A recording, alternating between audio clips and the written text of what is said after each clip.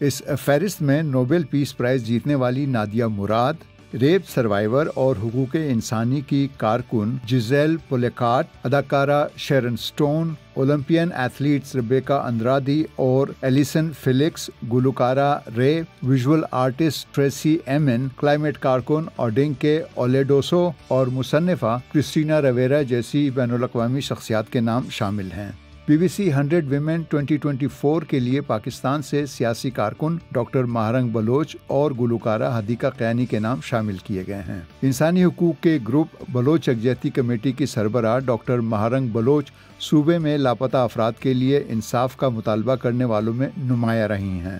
سن 2023 میں ان کی قیادت میں سینکڑوں خواتین نے اسلام آباد تک 1000 میل لمبا مارچ کیا۔ مارچ میں شامل خواتین کا مطالبہ تھا کہ حکومت ان کے لاپتہ رشتہ داروں کے بارے میں معلومات فراہم کرے۔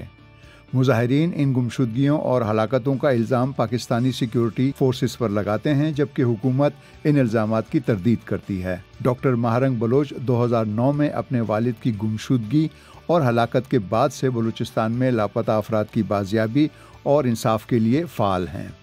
حدیقہ قیانی 90 کی دہائی سے اپنی مخصوص گائیکی، بلند آہنگ اور گیت نگاری کے لیے جنوبی ایشیا میں ایک میوزک آئیکن ہیں۔ حالیہ برسوں میں انہوں نے رفاہی کاموں کے لیے بھی شہرت حاصل کر لی ہے۔ سن 2022 میں حدیقہ قیانی نے بلوچستان اور جنوبی پنجاب میں متاثرین سیلاب کے لیے وسیلہ راہ نامی منصوبے کے تحت 370 مکان بنوائے اور لوگوں کو متاثرین کی مدد پر راغب کرنے کے لیے مہم بھی چلائی۔ BBC 100 ویمن لسٹ انسانی بہبود کے لیے خواتین کی ان خدمات کا اعتراف ہے۔